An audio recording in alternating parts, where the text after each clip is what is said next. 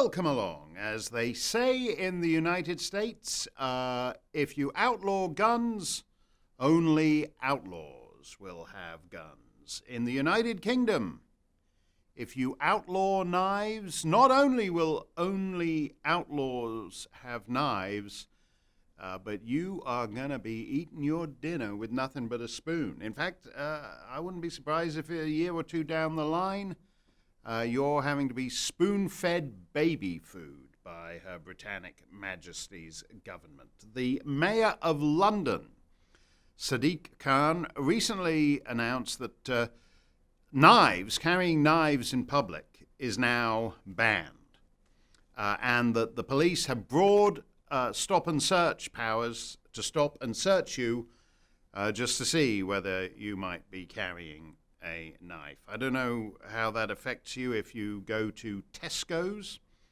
and you buy a set of spoons, forks and knives, and PC Plod stops you, whether you then have to hand over the knives and go home only with forks and spoons. But as often with these new laws, they have a way of expanding.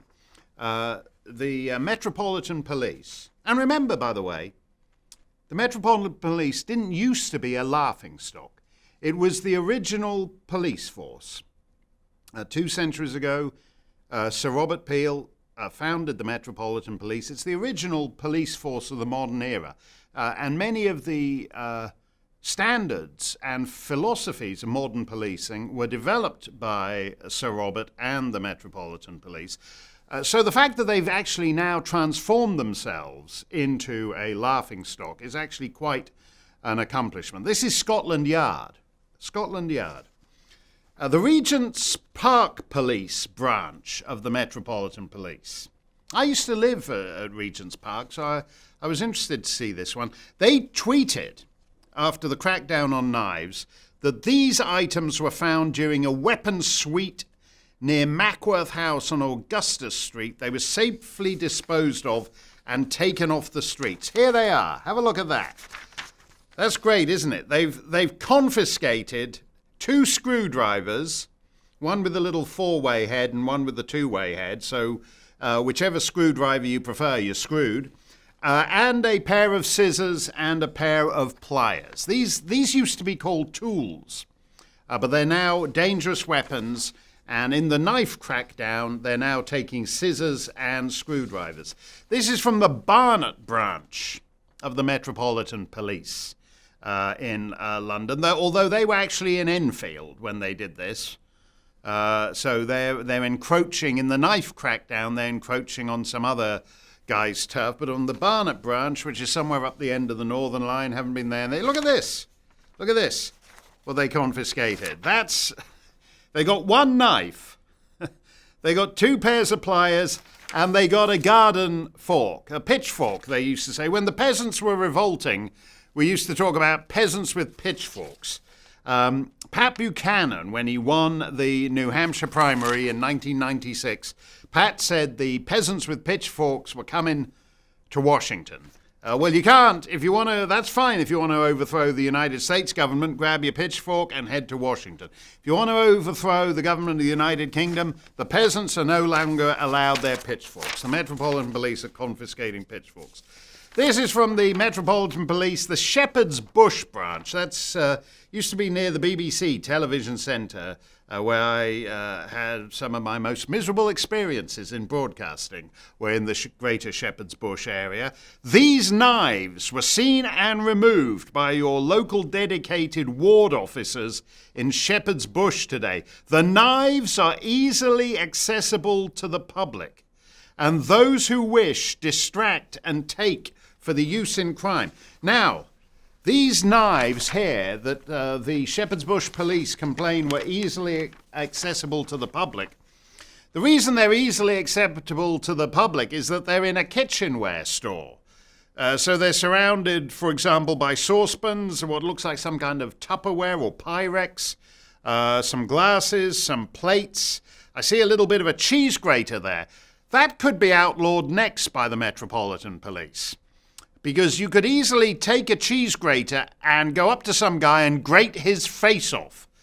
I think they need to crack down on cheese graters. I don't like the idea of the Shepherd's Bush police seizing these knives, but leaving that cheese grater there for some ruffian, some ne'er-do-well to grate your face off with.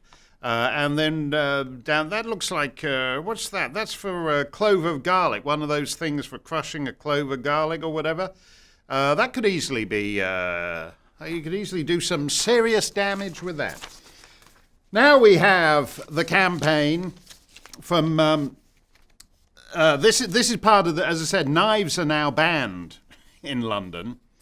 And so they have a campaign for it, where if you're an unemployed British actor, you can make a nice living pretending to be someone who's given up knives. Just like if you had a kind of emaciated, cadaverous look a few years ago, you used to be able to get work in a public service announcement about laying off heroin. If you, you couldn't do it if you were like too corpulent and jolly, but if you had that cadaverous, emaciated, sunken-cheeked look, you could do it. Well, here's a nice young lad who's managed to get himself a role in the new knife-free campaign. This is from the South Yorkshire Police and Crime Commissioner, the big honcho in the South Yorkshire Police.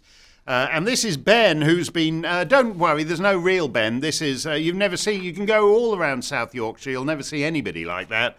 It's a model called Ben, it's an unemployed actor called Ben, who's been knife-free since August the 31st, 2015. So congratulations, he's knife-free, hasn't used a knife, he eats with his hands, he's been knife-free since 2015. And they put these, on the top of the tweets, they put, "There is no safe place to stab someone. Any stab can be fatal, and the consequences will be just as severe," say the South Yorkshire Police. There's no safe place to stab anyone. So if you're one of these people who thinks you can stab someone in a safe place, the South Yorkshire Police wants to know there is. You can easily just stab someone.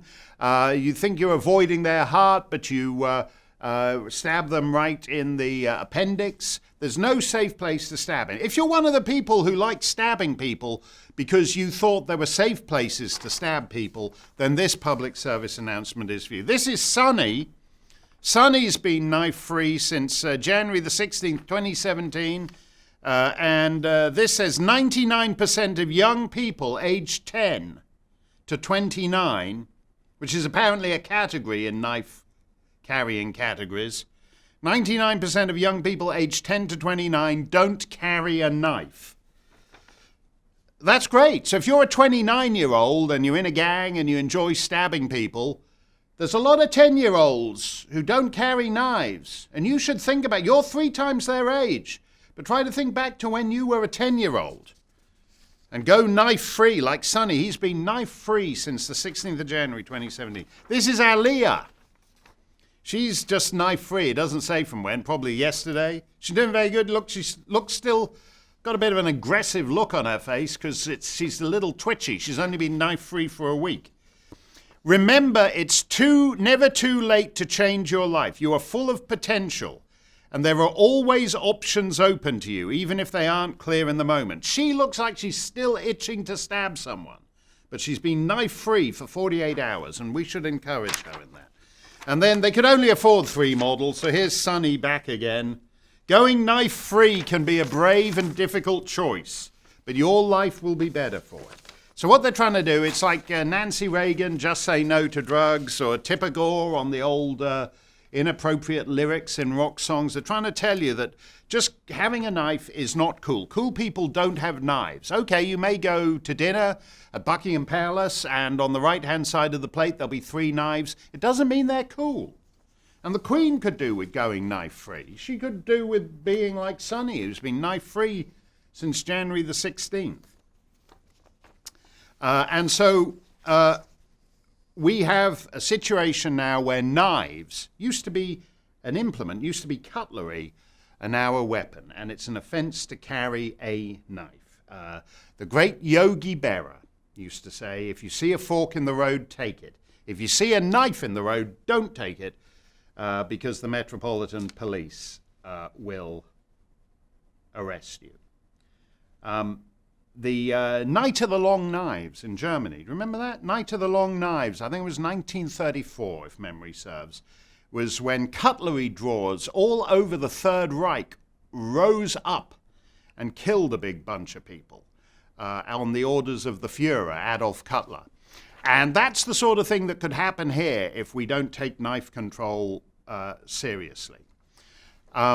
And don't think it'll stop. I've used the term cutlery deliberately. Don't think it'll just stop at knives. I was in the village of La Grande in the Haute-Alpes in France a couple of summers ago. And it's a lovely little village, about 200 people. It's one of those beautiful French hill villages. It's got like on top of a miniature mountain, 200 people in the village, and there's a little windy road that goes up to it, one way in, one way out. And a couple of years ago, I think it's called VVF, Village Vacances Français, or whatever it is, and where they set up, 20 holiday cottages around a swimming pool, and the village gets a piece of the action, so they set it up as a way to make a little bit of money during the summer season. And unfortunately, this one French family were set next to, their little cabin was next to a cabin occupied by the Mohammed of the day. And this lady and her daughters were in their bathing costumes because it's all clustered around a little swimming pool. And they were having breakfast, and the Mohammed next door went full Allahu Akbar at them and stabbed them with a fork. Because that's what he was holding. He was eating his breakfast with a fork. He stabbed them with a fork. The girls were injured. One of them punctured a lung and had to be helicoptered to hospital in Grenoble. So don't think it stops with knives. They're going to be coming for your forks next. Probably coming with your spoons. You could easily take somebody's eye out with a spoon. And it might just be best for English, Scots, Welsh, Northern Irish, just eat blended food. You instead of trying to cut a haunch of venison with a fork and knife, why don't you just put it in a mixer, blend it, and have it as a sort of shake, and that way you won't need to have any cutlery with it at all. All this arose because of a grim milestone in February. For the first time ever since records began, London had more murders than New York. And that's pretty amazing for a city with 100% gun control. But instead, people have been stabbing each other with knives, which is why they now have this knife ban. Well, by the way, before I get to that, if you're wondering about South Yorkshire Police, this South Yorkshire Crime Police Commissioner, who's been running this knife-free campaign. If you're thinking, South Yorkshire, that rings a bell. Yorkshire, what is Yorkshire? Well, it's a big English county. Among the places in it is Rotherham, where I was a couple of years ago, where they have all these grooming gangs, where thousands and thousands of young girls were taken into de facto sex slavery. They were urinated on, they had doused in petrol, guys dancing around them, with lit matches threatening to light them, dangling them over the balcony, threatening to drop them. And what's salient about that is not the, quote, Asian, unquote, as in Pakistani Muslim grooming gangs who are doing this, but the fact that the authorities turned a blind eye to it and continue to turn a blind eye to it, including the South Yorkshire Police, who did nothing.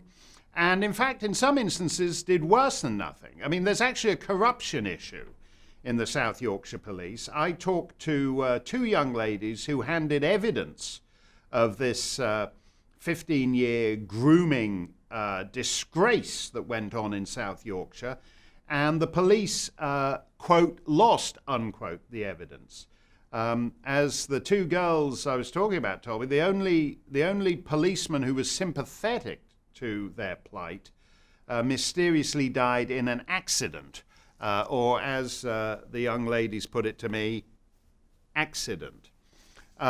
There's a level of, and I can tell you lots of anecdotes about the South Yorkshire Police.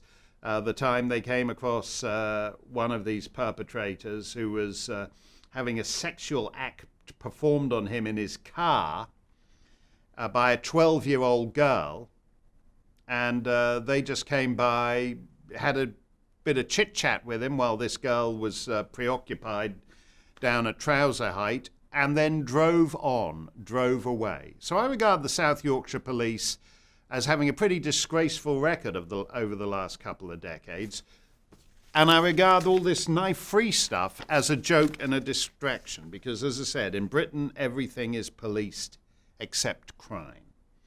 But the reason they're doing this is because the murder rate in London overtook New York on the basis of stabbing. Here's the names of the victims from the Daily Mail. And I'm just going to say that there might be something other than the night of the long knives going on here. In other words, there might be factors other than cutlery that might be relevant. Here are the victims. Sadiq Mohammed, 20, of Kentish Town. Abdikarim Hassan of Kentish Town.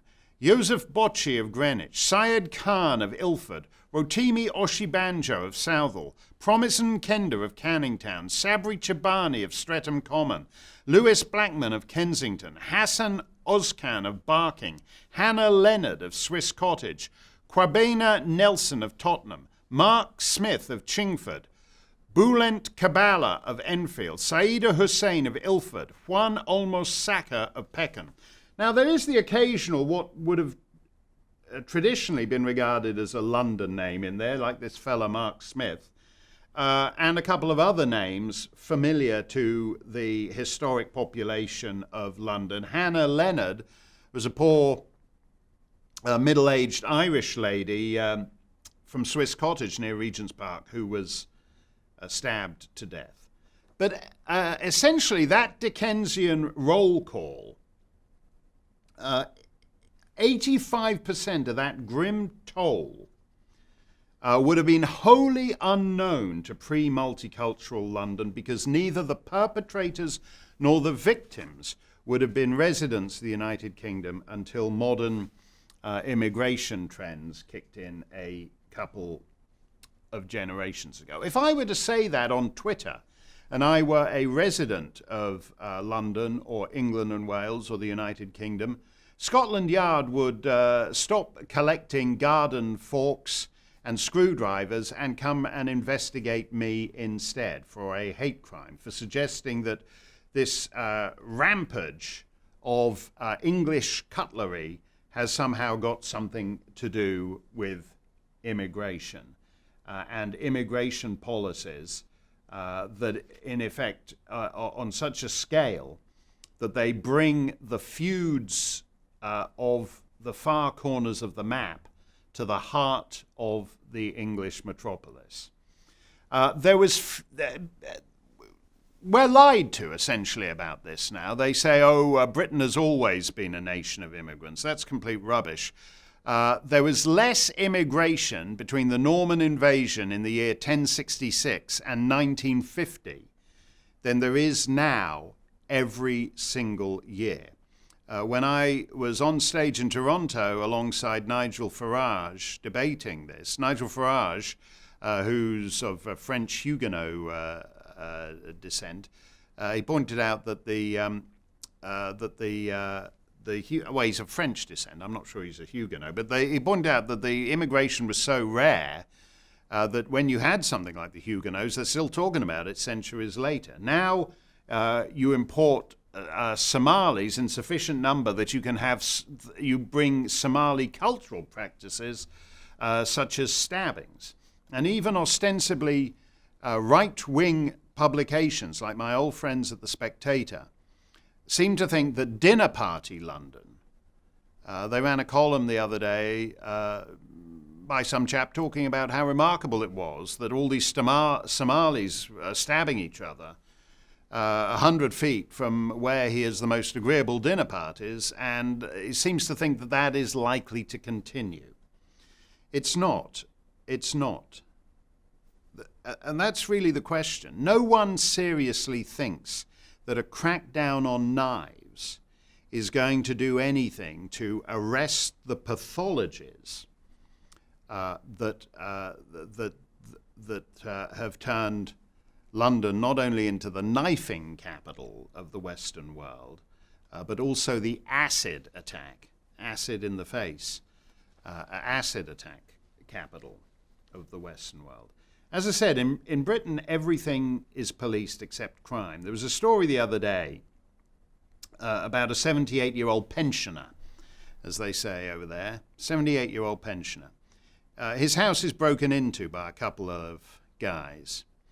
He's got a wife with Alzheimer's that he cares for. And the guy, he was being threatened with a screwdriver. He went for the guy, he got the upper hand, and turned the screwdriver on the guy who'd broken into his house. And that fella died. And this man was taken off to the police station, had to get a lawyer, had to leave his wife, who has Alzheimer's and requires constant care, while the police investigated him for defending his wife, for doing what a man does, as opposed to these ninnies like that Twit, who's the South Yorkshire Police Commissioner, who thinks that some vapid, fatuous campaign about going knife-free will somehow appeal to the young men of Britain. This 78-year-old guy actually did what a man is supposed to do. He defended his sick, aged wife from predators.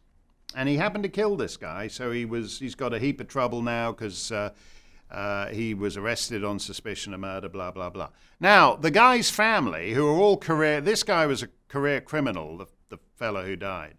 And all his family, who are also a bunch of sleazy types, put up a memorial to the dead guy in the street of his would-be victim, the 78-year-old pensioner and his Alzheimer's-stricken wife. And somebody, God bless him, had what's left of the bulldog spirit in dying England and came and removed the memorial of flowers and everything. And here's what's sick. The Chief Superintendent Simon Dobinson, the Lewisham Borough Commander of Scotland Yard, put out a press release saying that they supported the right of this man's family, the criminal's family, to put this memorial to their dead thug in the pensioners' street.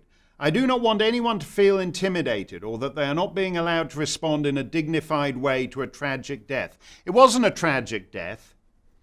The guy was breaking into a house and the homeowner acted in self-defense and this guy died. There's nothing dignified about that, and the Metropolitan Police shouldn't be attempting to dignify it. Chief Superintendent Dobinson goes on, "We would urge members of the public to respect the wishes of those who choose to place flowers and other tributes in the area." As I said, it's amazing. The first police force in the modern world, Sir Robert Peel's Metropolitan Police, is so decayed that this guy, Chief Superintendent Dobinson, doesn't get what's going on. He doesn't grasp it.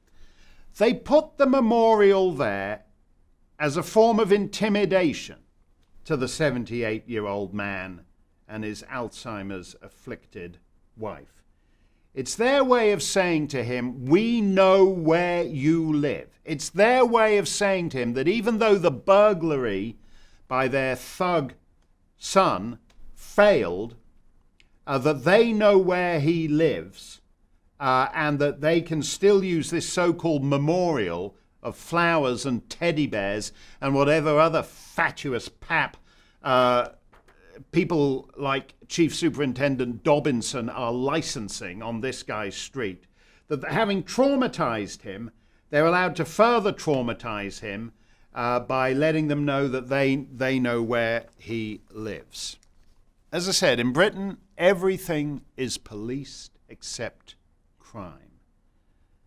This is a great nation that will not address the root causes of what is going on the streets of its capital, which basically lie in profound demographic transformation in a country that ought to know better.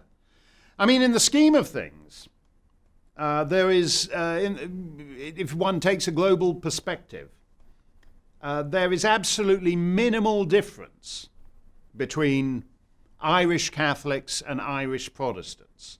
Yet that tiny, insignificant difference was enough to cause decades and decades of bloodshed and violence. And today, those two populations, as I said, within the scheme of things, barely discernible differences, have to be separated by so-called peace walls down the middle of the street in Belfast. If you fly over Belfast, you can see these strange walls. Nancy Pelosi was talking about them when she was mocking Trump's wall, and said that they used to have those in Northern Ireland, but thanks to all her sterling work on the Good Friday Agreement, they didn't have them anymore. Actually, they do still have them. Those peace walls were put in because it made life more peaceful than if you let those two barely distinguishable populations, Belfast Catholics, Belfast Protestants, mingle. It actually enabled a form of peaceful life to be made. So as I said, that's like two populations with barely discernible differences. So you would think that modesty, a certain circumspection about the complexities of life, would make people think twice before importing to London large numbers of Somalis, large numbers of all kinds of other people to add to the great diversity quilt and all the vibrancy of life. That even small differences in population can have huge effect. And right now, there's no peace walls. And the guy at that London dinner party thinks the Somali stabbings are nothing to do with him. There are not walls you can build high enough once you have demographic transformation on the scale that London has seen.